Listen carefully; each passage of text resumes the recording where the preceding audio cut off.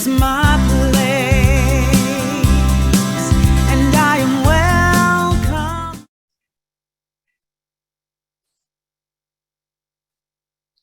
Good morning, everybody. Happy Thanksgiving weekend. I'm not sure where the summer in September went, but here we are. So I'm going to do something I don't normally do. I don't even usually do this in class, but it felt right for today. Pop quiz. What did Jesus consistently do before a miracle? And here's samples of some of the Bibles I have. And while you think about that, we have many examples of what Jesus did. You probably know the answer because of what day it is. The answer is he gave thanks and he affirmed that things were going to happen.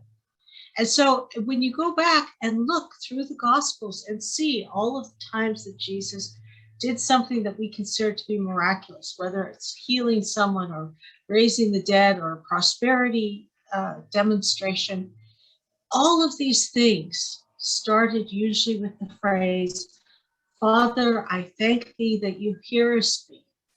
And he entered into that consciousness, knowing that things were going to happen.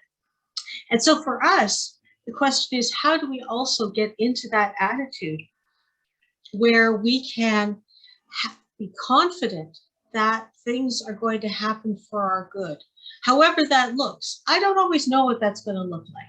I love it when the universe surprises me, where I've had something on my mind and something else wonderful has popped into my life instead. So if we go to our co-founder, Myrtle, she has a great line in How to Let God Help You. Heaven and earth listen and respond to the soul that is quickened into praise and thanksgiving. Praise is gratitude in action. And this is something I actually learned in my church of origin, has just been reinforced in Unity, the importance of praise. And by that, we don't mean, in Unity at least, something that we're worshiping something that's, beyond our greatness, and, our eventual destiny will depend on how well we've done it. No, we talk about the idea of praise as our hearts just overflowing, that we have so much gratitude, we have so much thanksgiving, we have so much love that it pours out of us, rather than we have to look for it and mold it and make it into something that we're not. It's about this ever-flowing consciousness of gratitude, thanksgiving, and a side of zeal. Again, from Myrtle, give thanks that you have already received the good for which you have looked to God in the silence, feeling the assurance. This is one of the things that Unity really brought home for me, was the idea that when I say Amen at the end of the prayer, that I don't fuss about it. I don't worry about it. I let it go. I let it go into the ethers where it can be, it's like making a stew. You wait for the parts to come together. I remember I was really hoping to get a job. What I found out after they did eventually hire me was they couldn't hire me at the time that I was affirming that that was the job or something better that I wanted, because the person who currently had the job hadn't retired yet. I had to wait in quiet patience for that person to go through their process of retiring before I could come on board and step into her shoes for a couple of years and do the job. And then likewise, I had to wait for something else for my next best step to happen before I could step out of that job into something better. So it's always been for me a process of letting it go and trusting that I don't have the biggest picture, that I can rest in confidence that God, Spirit, the universe, however you want to call it, has a blueprint that is a million, billion, infinity by infinity by infinity, and encompasses all time and space. And my human mind can only conceive of a very small part of that at any given moment. And it changes from moment to moment. And I can't see how all of the parts interact, but I can rest in the assurance that things will happen and that they will be for my good, even those things that don't always feel like for my good, that are calling me into a place of forgiveness, as we've been discussing on Thursdays, or to let go of that which is no longer serving me, but like an old worn out coat, it just feels so right and it feels so good, even though it looks like heck, that it's time to let go of that in my life. Praise and thanksgiving have within them a quickening spiritual power that produces growth and increase. You know, if you go to a restaurant and you say thank you, I found it really interesting. I often get better service because a lot of people don't. They just assume that, you know, that's the job of that person. But if I can come out of that place of my overflowing gratitude, really being aware of what it is that person is bringing to me, it changes the dynamic. Our co-founder Charles actually talked about how tradespersons had come to the awareness that a simple thank you went a long way in contracts and in how things were done. So we have this idea that it quickens the power. It makes it move more quickly. It's kind of like the energy that gets the zeal going. The two, for me, are kind of sides of one coin. Charles points out, it's an easy matter to give thanks for what we have already received, but it is not so easy to give thanks for what we hope to receive. However, giving thanks in advance brings to pass a present expectation. Are you noticing a theme here? I hope so, because this has been how my life has been since I came into Unity, got through the forgiving process of letting go of baggage of theology that didn't serve me anymore from my childhood church. I kept a few choice things that continue to serve me. But we need to be aware that sometimes we have to wait patiently for things to happen. Sometimes we might have a big idea. And I share with you a little sidetrack. In 2002, we had a vision of teaching classes across Canada. Well, it didn't really come to pass in 2002 because the technology hadn't been in place yet. We were still doing everything by paper. We sent notes out. We sent things out. The best we could do was a conference call or flying across the country, which wasn't the intention. The intention was to share the message in the most cost-effective way we could. And now, all these years later, we've waited in patience, and now we have literally on Thursday night, we have folks from Sea to Sea. Well, we have from Sea to the Lake. On the Monday workshops we've been doing Sea to Sea. And it's been wonderful. It's been an opportunity for us to come together in gratitude, knowing that eventually things would fall into place. It took a lot longer than I expected, but it happened. And that's the beauty of being willing to be in that discomfort. And I admit it's discomfort when we can, when we're waiting for our good to arrive, when we're waiting for something to happen, when we're waiting for that job to suddenly show up in some place that we go, oh, wait a minute, I need to apply for that. I know that that is something I need to be applying for.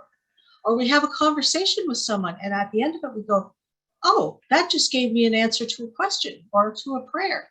I've had a couple conversations in the last year or so where I've said, whoa, wait a minute. I didn't know I needed that information, but thank you that I got it because it's helping me take my next best step.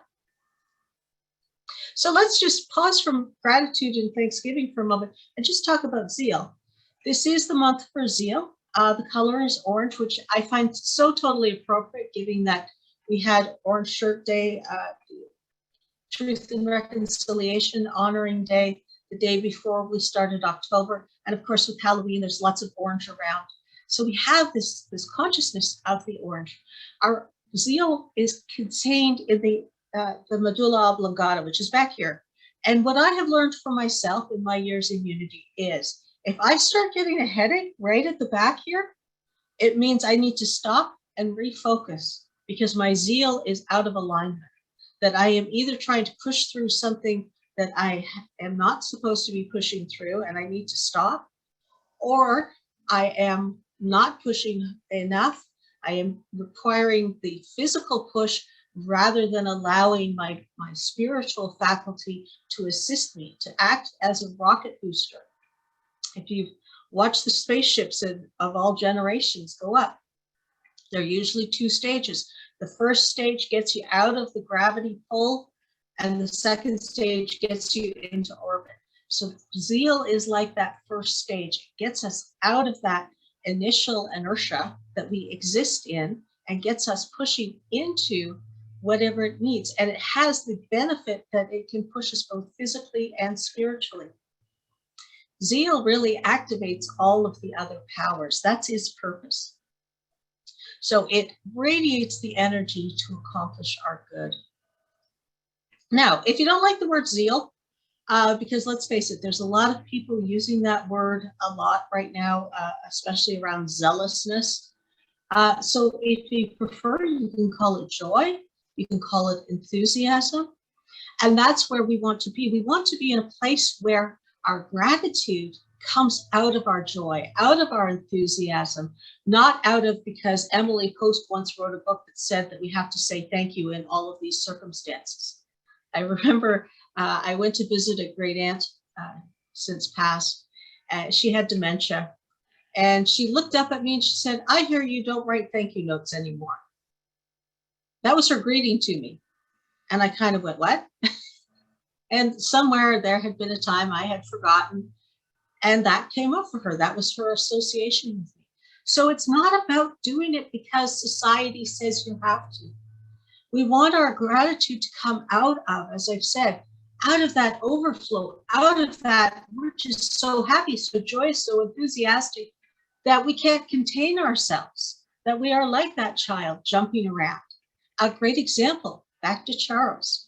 In his 94th year, Charles wrote, "I fairly sizzle with zeal and enthusiasm and spring forth with a mighty faith to do the things that ought to be done by me." He understood even at 94, in his 94th year, that there were things that he needed to do, that there were things that he was called to do. There were things that only he could do. And this is true of all of us. And you might say, well, what can I possibly bring to the world? Well, I'm going to share with you a few things that I've done over the years. Some I still do, some I've let go of, but some things that I have done to help me stay focused, to help me stay in that attitude of gratitude, or to return myself to that attitude of gratitude if I've run into, some kind of challenge, or I've had a bad day, or whatever has happened, or the news has stressed me out. So here's a few thoughts, not full complete, but take them for what they're worth. First of all, consider starting a gratitude journal. Now, you can buy official gratitude journals that are very pretty and have inspirational statements, or you can just get yourself one of those 50-cent notebooks, for kids, and that we'd use in school, the spiral bounds. It doesn't have to be fancy. What it needs to be, though, is some place that you can put down what you're thinking about, what you're aware of. So it's suggested that aim to capture 4 or 5 a day. That there's something about above the number 3 that just kind of triggers something in our minds, that takes us to a different level. If you watch any preschool shows, you'll notice everything is done in 3s. And so to move beyond that initial learning, to reinforce it, we want to move into a higher number. It may be that some days you run out of space, you fill up a couple pages because it's been such a gorgeous day. And other days, 4 might be a struggle. And know that that is perfectly fine. That is perfectly okay. It is what it is. Human constructs of size and importance don't matter in this exercise. I woke up today is always a good place to start. That could be your first thing to be grateful for, your blessing that you have received, is that you woke up this morning, that your roof was still over your head, that there were no signs of flooding, whatever. As a child in my church of origin, we were given a Sunday school leaflet, and this one stuck with me. And it was the story of 2 kids. They both had chickenpox. I got chickenpox as a kid. And they were getting grumpy, as kids are wont to do when they're stuck inside. And the dad is about to leave for work, and he challenges them to write all the things that they are grateful for over the course of the day. So the boy who's a little bit older says, well, I'm grateful for this bowl of cereal. And then the kids start deconstructing it. Well, they're grateful for the milk and the dairy farmers and the cows and the sun that makes the grass that the cows eat. And then they take it through with the cereal and the bowl. And by the end of the day, they were feeling a bit better. Surprise, surprise. And they had a lengthy list by the time their dad got home to share with him, because they had taken everything back as far as they could in order to acknowledge all of the steps that were needed to get to that place or to provide that item or whatever. So I invite you to get into this and take it where you can. You know, it may be that you give thanks for something, and then you can, you know, take it down and break it out into smaller units and fill your day. That can be your 5 very quickly. Someone once taught me the term Thanksgiving. It's spelled as you can see on the screen. For every blessing that you have received, give one blessing away. Again, size, importance doesn't matter. I remember one day I was in a line and I had just come into some extra money, and I said to the drive-through teller person that, you know, could I pay for the car behind me? And she looked at me, she started laughing. She said, well, actually, it's a huge order. It's over $100. I said, okay, well, give them 20 off it. Here you go. And so I wasn't able to do, you know, they say, give the, you know, pay for the car behind you. I wasn't in a position to pay that whole bill. That was, I don't know what they had in there. That must have been a lot of Big Macs, but I was able to share out my gratitude for this income that I had unexpectedly in a way that felt good to me. And I hope that they paid it back in some way too. Whether it was they got to where they were going with their big bags of food and said, it's on us, guys, whatever. You know, it's an opportunity. Don't just have random acts of kindness once a week. Try to make it, if not a weekly event, perhaps even a daily event in your life. Find ways to be kind to others and to yourself. And I want to emphasize that we are probably the worst on ourselves, and it's time to be kind with ourselves. Thankfulness in all things. In the First Thessalonians, rejoice always, pray without ceasing, give thanks in all circumstances, for this is the will of God in Christ Jesus for you. Now let's take the theology and just leave it alone. But what I was taught, that was the scripture that went with the Sunday school booklet. And later on, when we were a bit older and able to endure some of the things, we were introduced to a comic book that retold the story of The Hiding Place, which was about Corrie ten Boom, whose family hid Jews during the Nazi period. And that was the scripture that she and her sister clung to in the time that they were in the concentration camp. And Corrie said to her sister, like, how can you give thanks in this place? And she said, well, you know, we've got lice, we've got all of these bed bugs, we've got all these awful things. And it means that the guards don't dare come near us. They haven't, you know, assaulted us in any way, shape, or form. They give us space. And so we're able to sit here and have a Bible study in less than ideal circumstances, perhaps, but we're able to study the Bible and support each other without any interference from our guards. So that was a huge one, you know, impressionable young teenagers, we get that. But the idea that we can look for the good in every situation, that we, regardless of how awful it might feel to our human self, that we can step back and find something to give thanks for, something to be grateful for.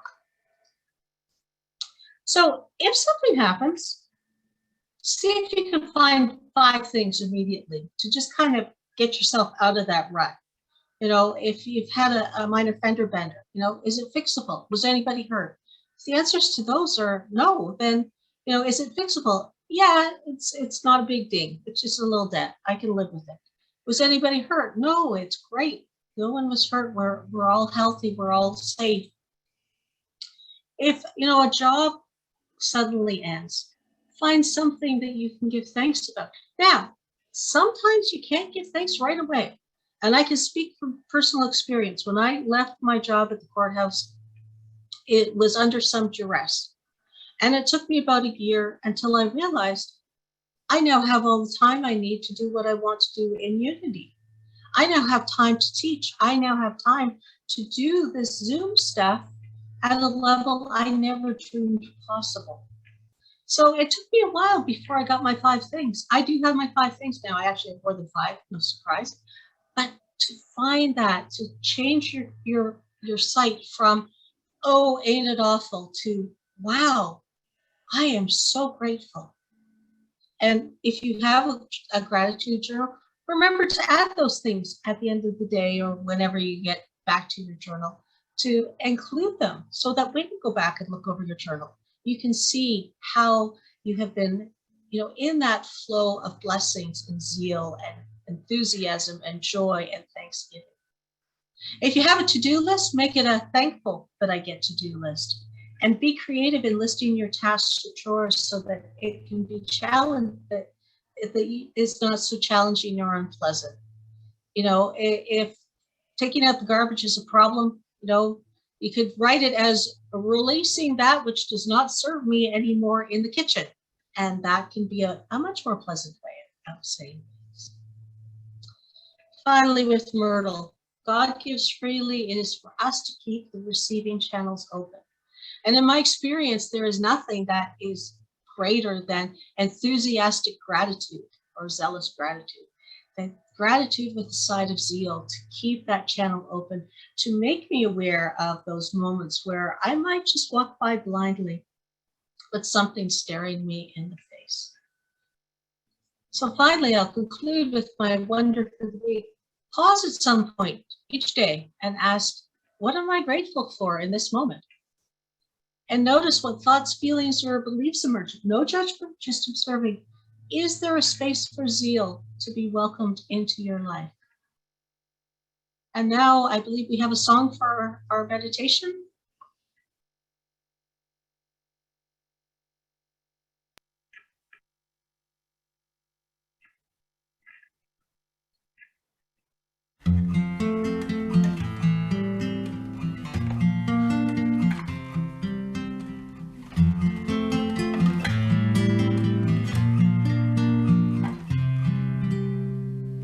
God of the mystical canyons, God of the ocean blue, God of the glacier-carved mountains, I give myself to you. God of the first redwood forest, God of the seedling new, God of the wildflower meadow, I give myself to you. Yours is a higher power, yours is a greater plan. Finally I surrender into your loving hand. God of the sun's endless fire, God of the gleaming moon, God of our earthly oasis, I give myself to you. Yours is a higher power, yours is a greater plan. Finally I surrender into your loving hands. God of this heartbeat within me, God of this gift of life, God of no end or beginning, I am yours and you are mine. I am yours and you are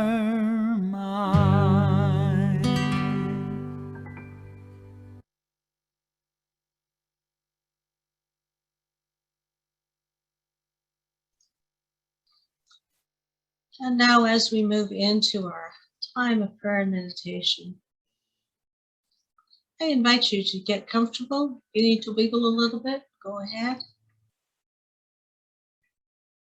Moving into the space within our bodies where we feel the most connected to the divine, to the universe, to the eternal, to that space where the Christ within, that divine spark, that part of us that is so connected, resides. Heart to heart, hand to hand, soul to soul. Oh, breathing on this Thanksgiving Day, we just take a few moments in the silence to give our thanks for whatever has blessed us in the past is blessing us today, and for blessings expected but not yet received. In the silence.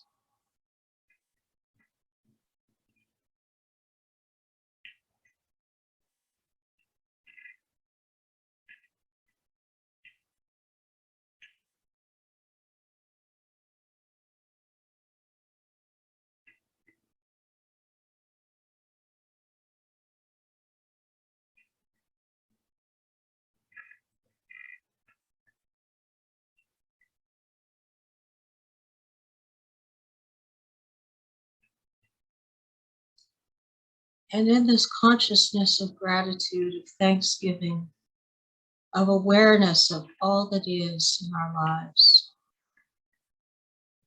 we find the places of joy and enthusiasm. We find those things that make our hearts say yes. We find those situations, those relationships, those events that have brought us great joy. And in that joy, we bless and appreciate and express our gratitude. We know that the combination of our gratitude and our joy provide the wisdom for our next best step. That as we become clearer in our discernment of what is ours to do, the ideas will come to us, perhaps in dreams at night, perhaps in symbols in the day, perhaps in moments of aha. We know and affirm that this is true, and we open ourselves to be receptive, to be that channel through which the world can be blessed, through which we can do that which is ours to do, and only ours. That we bring to this world, to this life, a great blessing.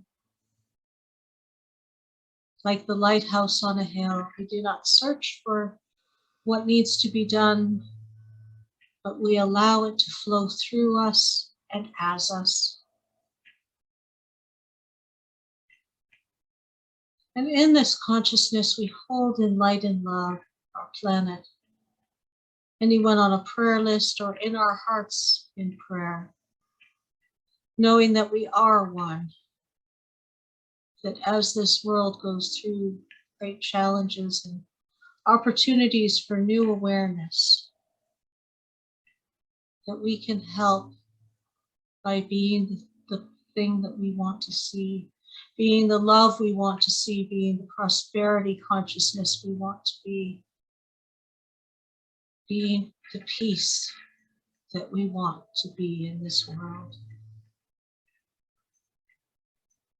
And for this time to come together, for the technology that allows us to continue to come together with our spiritual community and our spiritual family, we are so grateful. And so it is, and so it shall be. Amen.